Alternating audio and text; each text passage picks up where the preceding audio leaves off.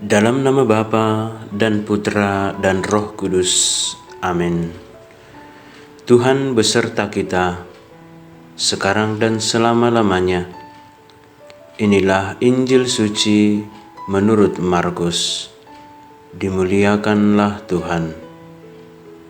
Markus 11 ayat 11 sampai 26. Sesampainya di Yerusalem, ia masuk ke Bait Allah. Di sana ia meninjau semuanya, tetapi sebab hari sudah hampir malam, ia keluar ke Betania bersama dengan ke-12 muridnya. Keesokan harinya, sesudah Yesus dan ke-12 muridnya meninggalkan Betania, Yesus merasa lapar. Dan dari jauh ia melihat pohon ara yang sudah berdaun. Ia mendekatinya untuk melihat kalau ia mendapat apa-apa pada pohon itu. Tetapi waktu ia tiba di situ, ia tidak mendapat apa-apa selain daun-daun saja, sebab memang bukan musim buah ara. Maka katanya kepada pohon itu, "Jangan lagi seorang pun makan buahmu selama-lamanya." Dan murid-muridnya pun mendengarnya. Lalu tibalah Yesus dan murid-muridnya di Yerusalem. Sesudah Yesus masuk ke Bait Allah, mulailah ia mengusir orang-orang yang berjual beli di halaman Bait Allah.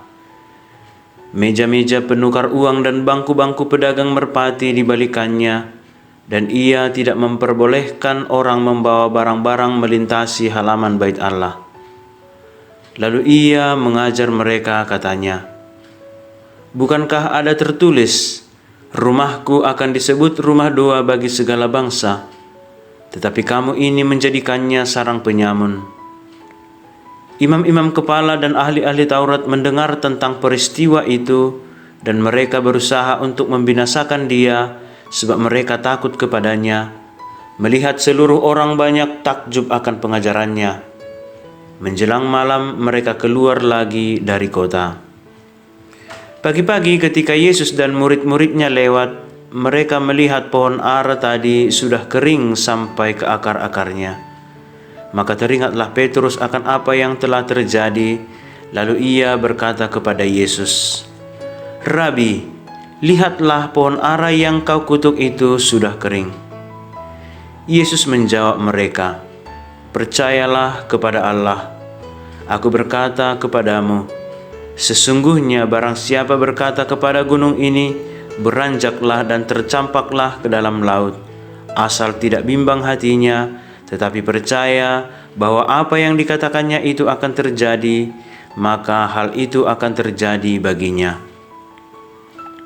Karena itu aku berkata kepadamu, apa saja yang kamu minta dan doakan, percayalah bahwa kamu telah menerimanya, maka hal itu akan diberikan kepadamu. Dan jika kamu berdiri untuk berdoa, ampunilah dahulu sekiranya ada barang sesuatu dalam hatimu terhadap seseorang, supaya juga Bapamu yang di sorga mengampuni kesalahan-kesalahanmu. Tetapi jika kamu tidak mengampuni, maka Bapamu yang di sorga juga tidak akan mengampuni kesalahan-kesalahanmu." Demikianlah sabda Tuhan. Terpujilah Kristus. Kuasa doa dan iman. Saudara-saudari yang terkasih, ketika merenungkan perikop Injil Markus hari ini, rasa-rasanya kita menangkap kesan bahwa Yesus bersikap impulsif. Pertama, Yesus mengutuk pohon ara yang didapatinya tidak berbuah. Kedua, Yesus mengusir orang-orang yang melakukan kegiatan jual beli dan menukar uang di Bait Allah. Namun demikian, ada pelajaran iman yang hendak disampaikan oleh Yesus. Yesus marah bukan karena kebencian, tetapi untuk mengoreksi apa yang salah. Yesus ingin meluruskan bahwa Bait Allah adalah tempat yang kudus. Bait Allah adalah rumah doa.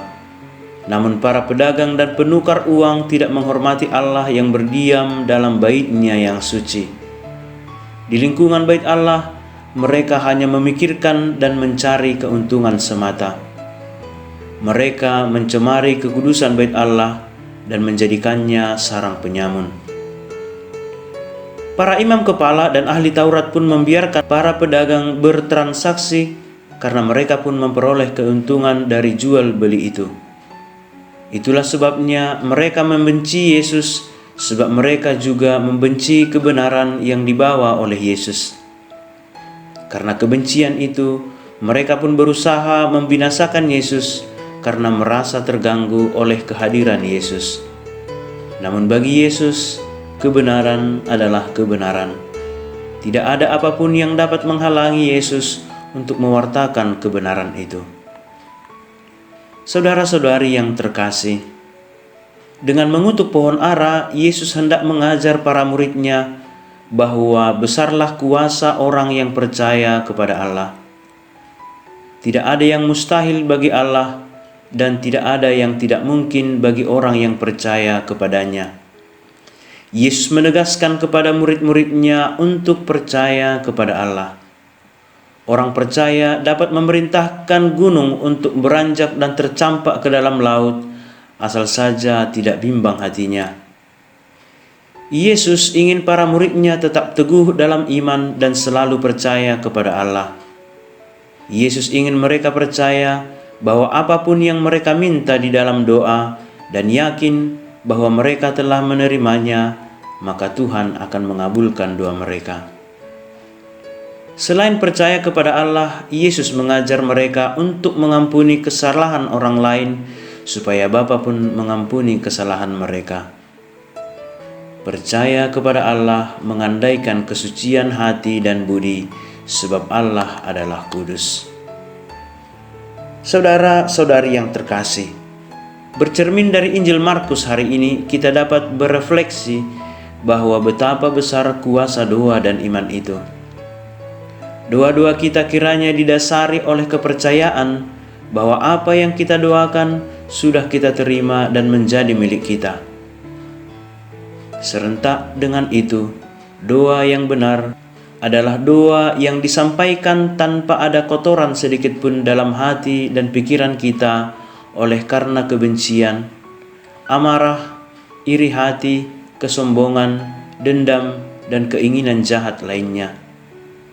Doa yang benar mengandaikan pengampunan, mengandaikan kedamaian, entah itu dengan sesama kita atau dengan diri kita sendiri di masa lalu.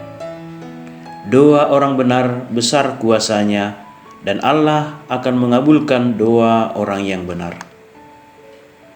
Ya Tuhan Yesus, ajarlah kami selalu untuk percaya kepada Allah dan rela mengampuni sesama kami.